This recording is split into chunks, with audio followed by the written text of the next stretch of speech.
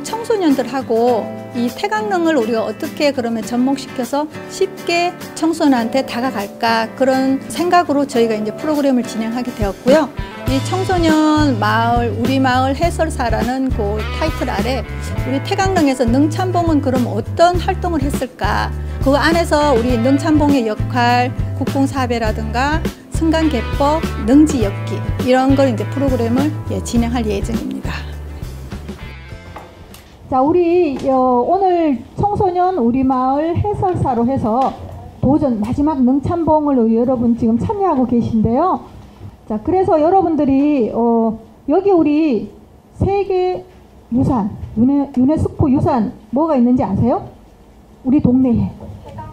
네, 맞아요. 오. 바로 태강릉이 있는데, 이 태강릉에 대해서 우리 많은 사람들이, 여러분들도 이제 여행 가게 될 텐데, 외국으로 여행 가면 제일 많이 이제 우리가 관심 있게 보는 게 뭐 세계 유산 이러면 우리가 다 구경하러 가잖아요. 그거 마찬가지로 우리 가까이에 있는 태강릉을 어떤 곳인지, 조선왕릉 중에서 우리 태강릉에 누가 또 계시는지 이런 것도 보고요. 태강릉에 가면 우리 기본적인 예법들 어떤 걸 또 우리가 배워보는지, 그런 게 이제 우리 1회부터 4회까지 지금 10월 한 달 동안 여러분하고 지금 만나게 될 건데, 오늘은 여러분 우리 능참봉에 대해서, 그 다음에 또 우리 승경도 게임도 한번 해보고요. 승경도 게임이 어떤지 궁금하시죠? 처음 듣는 이름이죠? 네. 그 게임에 대해서도 우리 한번 풀어서 한번 같이 한번 게임하는 시간도 가져보고요. 우리 지금 이렇게 6명이 같이 여러분과 1, 2, 3, 4회 같이 활동하고, 또 여러분하고 같이 눈 맞추면서 또 어떻게 우리 공릉동을 이끌어가는지, 우리는요 공릉동 꿈마을 여행 해설사들입니다. 자, 반갑습니다.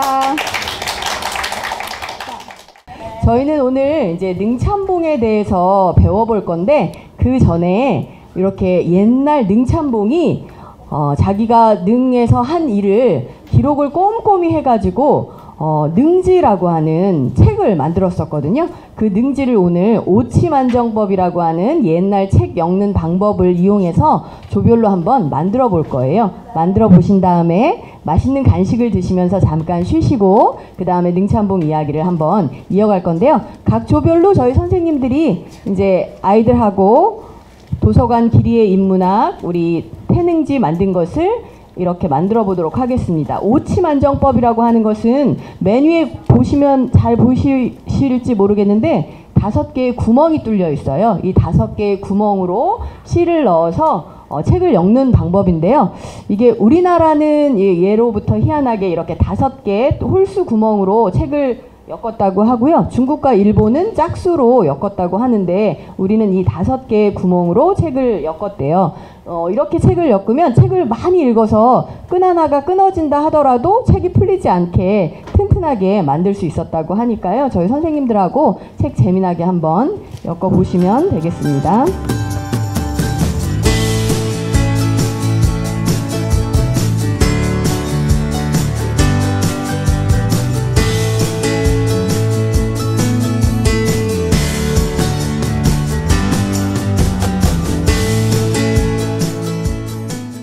조선 왕릉은 유네스코가 지정한 세계 문화유산이에요. 뭐가 있을까요? 유네스코가 지정한 세계 문화유산들에 조선 왕릉뿐 아니라 우리가 여행하면 딱 떠올리는 만리장성, 뭐 에펠탑 이런 것들이 다 유네스코 세계문화유산이에요. 피라미드 되게 멋지잖아요. 우리 동네에도 있네. 뭐 에펠탑만 보러 가는 줄 아니, 어머 우리 동네에 있는 거잖아. 마을버스 타고 가는데 유네스코 세계문화유산이 있네요. 자, 유네스코 세계문화유산은 어느 한 나라만 이 문화재를 소중하다고 생각해서 지킬 게 아니라 전 인류가 함께 보호하고 지켜야 될 가치가 있는 곳들을 지정을 하고 있어요. 우리나라에 굉장히 많은 곳들이 유네스코 문화유산으로 지정이 되고 있는데 그중에 조선 왕릉은 42기가 우리나라 남북한에 있는데 그 중에 남한에 있는 대한민국에 있는 40기의 조선 왕릉만 유네스코 문화유산으로 지정이 되어 있습니다. 나중에 지금 이제 북한 개성 쪽에 있는 2기의 조선 왕릉도 함께 유네스코 문화유산으로 지정이 되면 좋겠네요. 어떤 이유로 그럼 이곳 유네스코에서는 세계 문화유산으로 지정을 했을까요? 굉장히 멋지죠. 조선 왕릉은 일단 자연과 굉장히 조화로운 모습을 갖고 있대요. 그리고 인류의 역사 발전 단계에 비춰볼 때 굉장히 적절한 장묘 문화를 보여준다고 인정을 받았다고 합니다. 그리고 이게 바로 태능에 있는 문석인, 무석인의 모습이에요. 이렇게 생긴 문석인, 무석인도 태능에 있어서 저희 나중에 이제 가서 돌아볼 거고요. 그리고 과거에 있었던 일, 그냥 끊어진 전통이 아니고 지금까지도 그 정신이 연결이 돼서 1년에 한 번씩 기신제라고 하는 그 능의 능주가 돌아가신 날 이렇게 재앙을 올리는 행사가 능마다 이루어지고 있다는 점이 또 좋은 점수를 받았다고 하고요. 그리고 또 하나 우리나라의 굉장히 자랑이라고 할 수 있는 철저하게 기록해 놓았다는 점에서 굉장히 좋은 반응을 얻었다고 하는데요. 옛날에 왕릉을 만들 때마다 이렇게 산능 도감 의궤라고 하는 책을 만들었고, 왕과 왕비의 장례를 치를 때마다 국장 도감 의궤라고 하는 아주 보고서를 정말 꼼꼼하게 만들었어요. 그래서 나중에 다음번 장례를 치를 때 허둥대지 않고 이 책을 보고 하면 그대로 따라할 수 있게 그림도 이렇게 꼼꼼히 그려가면서 기록으로 남겼다고 해요. 그리고 도감 의궤뿐 아니라 이렇게 왕능지라고 하는 각 능마다 능지를 만들었는데요. 이게 바로 태능지, 태능에 관한, 태능에서 일어난 재앙과 태능에서의 어떤 공사, 태능의 여러 가지 일들을 적어놓은 태능지, 그리고 강능지의 모습입니다. 태능지, 강능지, 능지를 만들었던 사람들이 바로 능참봉이라고 하는 사람이에요. 우리 오늘 친구들이 능참봉에 대해서 알아볼 거잖아요. 자, 능참봉은 어떤 사람일까요? 종구품의 조선시대 관리입니다. 종구품은 가장 낮은 공무원이라고 생각하시면 돼요. 가장 직급이 낮은 공무원. 원래 참봉이라고 하는 공무원인데 이 참봉은 특별히 능에서 일하기 때문에 이름이 능참봉인 거죠. 그럼 우리 조선시대 관리들의 한번 직급, 품계에 대해서 잠깐만 볼까요? 우리 사극 보면 영의정이라고 하는 분 되게 많이 보죠. 영상대감 막 이러면서. 영의정은 정일품이에요. 자, 누가 더 높을 것 같아요? 맞아요. 구품이 더 높을 것 같아요. 그 구자니까 높은 거 쳐주면 좋겠지만 정일품이 최고로 높아요. 조선시대의 그 관리 중에 1등 최고 관리, 그리고 지금으로 치면 약간 국무총리 같은 그런 분이에요. 정일품 아래 단계에는 종일품이 있어요. 그 다음에 정이품, 종이품, 정삼품, 종삼품. 자, 그러면 여기에서 퀴즈 하나 낼까요? 그러면은 정도 9품까지 있고 조선시대 몇 개의 품계가 있었을까요? 그러면 손든 친구. 와, 와우. 훌륭하십니다. 네, 정구품과 그리고 종으로의 구품 합해서 18개의 품계가 있었습니다. 능참봉을 하면 무슨 이점이 있었을까요? 돈을 많이 벌어요. 돈은 많이 안 줬을 것 같은데. 능참봉을 하면 누구를 볼 수 있죠? 맞아요. 우리 조선시대에 임금님 얼굴을 보는 사람은 거의 없었어요. 임금님 얼굴을 쳐다봐서는 안 돼요. 그리고 옛날 지금처럼 사진도 없고 SNS도 없고 신문도 없어서 TV도 없어서 임금님 어떻게 생겼는지도 모르는데, 그래도 능참봉은 능을 잘 관리하고 있으면 가끔씩 임금님이 능에 오셔서 재앙도 지내시고 하기 때문에 임금님을 만날 수 있는 기회가 생기죠. 임금님을 만난다는 건 위기이자 기회예요. 자, 어떻게 되면 능참봉에게 위기일까요? 잘못 실수하면. 맞아요. 옛날에 정조임금님이 효심이 너무 깊으시니까 아버님 능인 육능에 대한 관심이 너무 깊으셔가지고 비가 와도 걱정, 눈이 와도 걱정, 바람이 많이 불어도 걱정, 매일매일 아버님의 능은 무사할까라면서 걱정을 했대요. 어느 날 비가 막 내리고 있는데 갑자기 아버님의 능이 잘 어디 무너진 데 없이 잘 있을까? 걱정이 됐던 거예요. 그래서 신하 하나를 얼른 육능에 가보라고 가면서 그런데 만일에 능참봉이 뜨뜻한 방에서 누워서 잠만 자고 있다면 당장 잘라버리라고 했대요. 그런데 그 육능의 능참봉이 쿨쿨 제실에서 뜨뜻한 방에서 잠을 자고 있다가 꿈속에 조상님이 나타나가지고 불호령을 내리는 바람에 깜빡 깼어요. 펄떡 깼어요.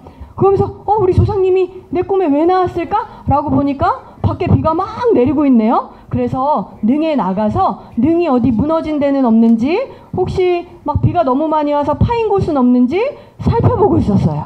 그럴 때 서울에서 한양에서 관리가 내려온 거예요.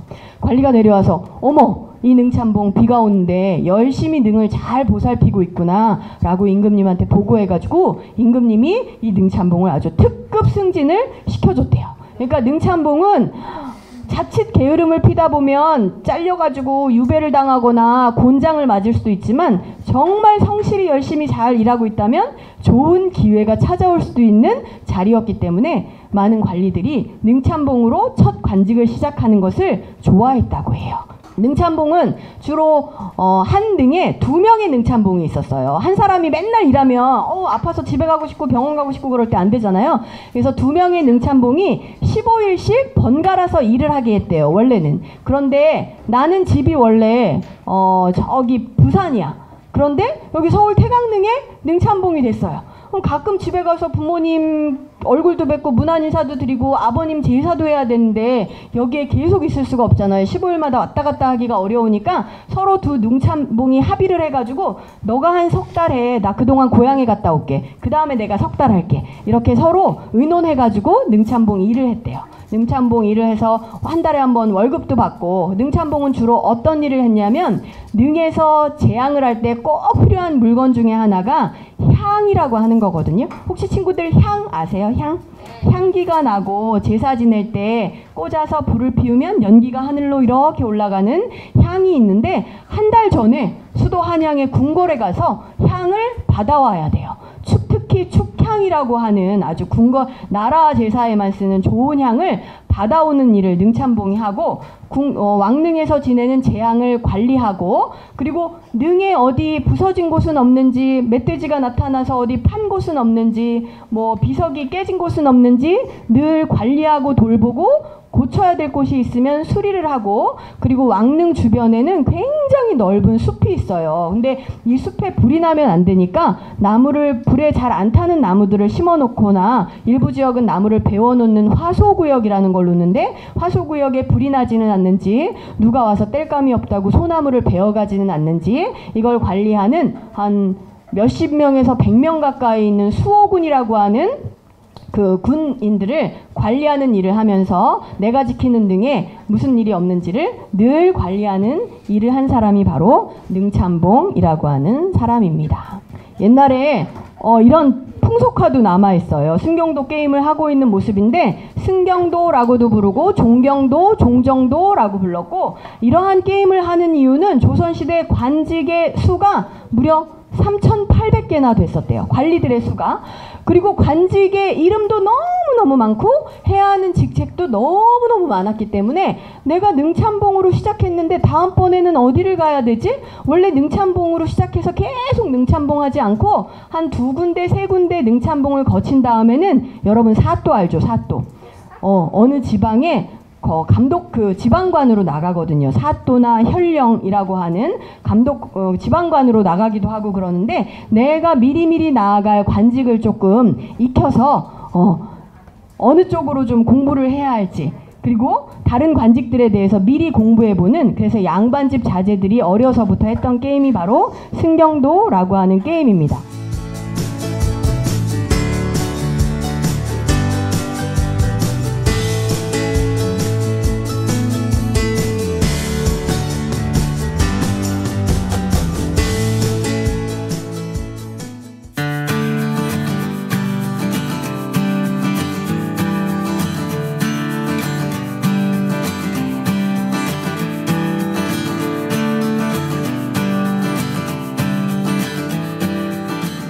자, 우리 이제 오늘 수업 시작할 건데요. 자, 오늘 이렇게 여러분들 유생복 입고 있으니까 너무 멋지십니다. 와, 오늘 여러분 이거 입고 있으니까 기분도 좀 색다르지 않아요? 네. 자, 오늘 여러분 이제 능참봉 마지막 수업인데요. 자, 오늘 우리는 여기 지난주에는 우리 강릉으로 넘어갔다 왔는데 오늘은 우리 태릉에서 이제 능참봉으로서 기본을 여기서 우리 예법도 하고요. 우리 여기 센터장님도 이렇게 멋있게 입고 있죠. 자, 여러분들이 이제 오늘 다 능참봉으로서 통을 다 하시면 센터장님이 여러분한테 자, 이제 수료증도 드릴 거고요. 그리고 오늘 우리 이제 예법을 지난번에 우리 했던 국궁사배와 승강계법, 그 다음에 우리 여러 가지 오늘 체험 행사를 한 다음에 그 다음에 이제 여러분들하고 같이 여기 우리 오늘 제일 중요한 과거 시험이 있잖아요. 네, 과거 시험도 우리 같이 한번 치러보고요. 자, 우리 이제 태릉으로 여러분 이제 능참봉 오늘 지금 출근하시는 겁니다. 자, 출발하겠습니다.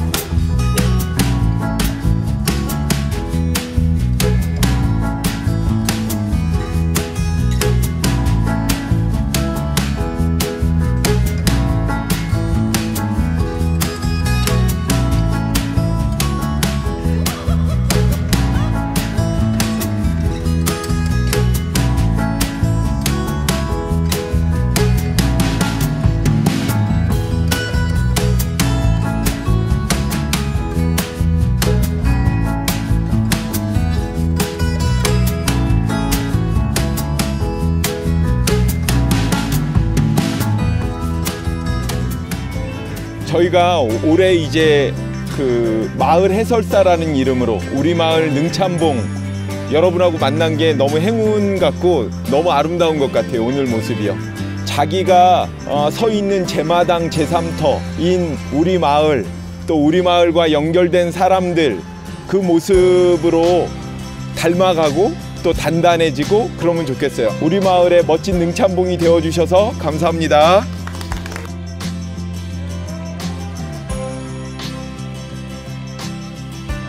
이 활동을 하면서 태릉에 대해서, 저희 동네에 대해서 잘 몰랐던 게 많았는데 선생님들한테 배우고 그리고 친구들하고 이런 옷도 입어보고 그래서 되게 뜻깊은 경험이었던 것 같습니다. 솔직히 기대를 조금 했었거든요. 근데 기대만큼 되게 재미있게 설명도 잘 해주시고 강릉까지 갔다가 오는 것도 되게 힘들었지만 재미있었어요.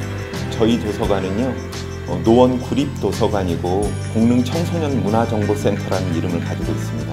청소년 문화의 집과 도서관이 하나로 융합된 특별한 시설이고요. 청소년들이 아주 자유롭게 이용하는 도서관입니다. 책만 읽지 않고 친구들과 함께 같이 놀고 어울리는 그런 공간인데요. 저희가 이번에 준비한 기류의 인문학 프로그램은 자신이 살고 있는 마을에 대해서 좀 더 관심을 가지고 배워보는 시간을 가졌습니다. 저희는 청소년이 자신이 살고 있는 고장인 마을, 이 마을을 알아가고 배워가는 것, 그리고 이 마을의 역사, 문화, 사람들의 이야기를 찾아가는 것이 자신의 토대를 튼튼히 하는 길이라고 생각하고 이 인문학 프로그램을 진행하고 있습니다.